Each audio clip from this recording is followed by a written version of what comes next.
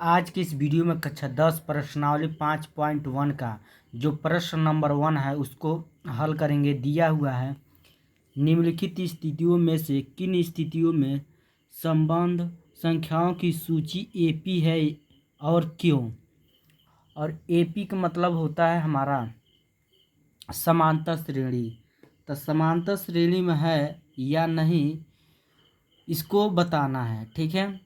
असमांतर श्रेणी का मतलब ये हमारा डी का मान एक बराबर सर्वांतर एक बराबर आएगा तो एपी में होगा। यदि सर्वांतर एक बराबर नहीं आएगा तो एपी में नहीं होगा। तो आइए इस प्रश्न को हल करते हैं तो आपको अच्छे से समझ आएगा, ठीक है। दिया है प्रत्येक किलोमीटर के बाद का टैक्सी का किराया जबकि प्रथम किलोमीटर के लिए किराया 15 रुपया है और प्रत्येक अतिरिक्त किलोमीटर के लिए किराया 8 रुपया है। जैसे मान लीजिए यहाँ पर टैक्सी है, ठीक है। टैक्सी जो है प्रथम किलोमीटर के किराया जो लग रहा है वो 15 रुपया लग रहा है। यानी यहाँ से लेकर यहाँ तक जब जाएगा तब 15 रुपया लगेगा। फिर इसके बाद से अगला जब हमारा जाएगा या अगला किलोमीटर तो यहाँ से यहाँ जाने में 8 रुपया अधिक चार्ज लगेगा। तो यहाँ से यहाँ पर आने में 15 रुपया, फिर यहाँ से यहाँ पर आने के लिए कितना रुपया लगेगा, 8 रुपया प्लस लगेगा, ठीक है। यानी 15 अब प्लस कितना 8 कितना हो जाएगा 23, ठीक है।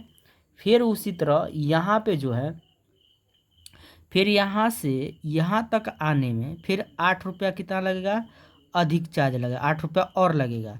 तो यहाँ तक कितना लगा है 23 रुपया। फिर प्लस कितना 8 जोड़ देंगे तो 23 और 8 कितना हो जाएगा, तो 8 3 11 के 1 हासिल 1 और 2 1 3 यानी 31 रुपया लग जाएगा।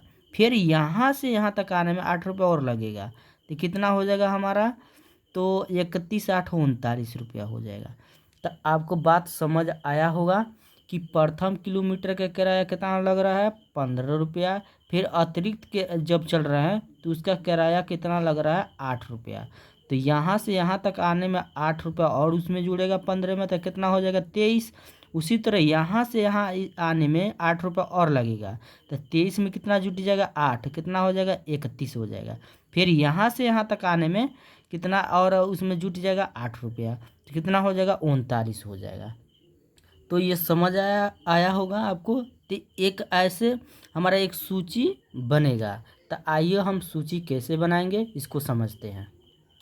तो यहाँ पर हम लिखेंगे हल में प्रथम प्रथम प्रथम किलोमीटर प्रथम किलोमीटर प्रथम किलोमीटर का प्रथम किलोमीटर के लिए भाड़ा कितना मानेंगे कितना है 15 रुपया है, ठीक है। तो हमारा जो सूची बनेगा एपी सूची को क्या कहते हैं एपी कहते हैं या समांतर श्रेणी कहते हैं। तो एपी कितना होगा प्रथम किलोमीटर का कितना लगेगा 15 रुपया, फिर और उससे 1 किलोमीटर और चलेंगे तो 8 उसमें और जुट जाएगा तो कितना हो जाएगा हमारा 23 हो जाएगा। फिर उससे आगे जाएंगे तो हमारा 8 और जुट जाएगा तो कितना हो जाएगा 31 हो जाएगा। फिर 8 और जुट जाएगा तो 39 हो जाएगा।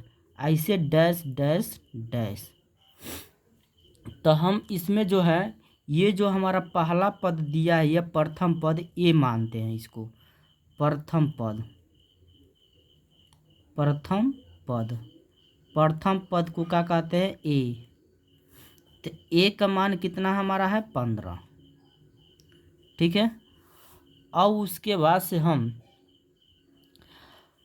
इसमें हम सर्वांतर निकालेंगे, ठीक है। तो D1 D2 D3 D4 ऐसे करके निकालेंगे। सबका मान बराबर रहेगा तो ये सूची AP में होगा, और सबका मान बराबर नहीं रहेगा तो ये सूची AP में नहीं होगा। तो यहाँ पर हम सबसे पहले तो D1 निकालेंगे। D1 का सूत्र होता है क्या है, D1 का मतलब सर्वांतर, D1 का मतलब क्या है, सर्वांतर, जिसको D कहते हैं।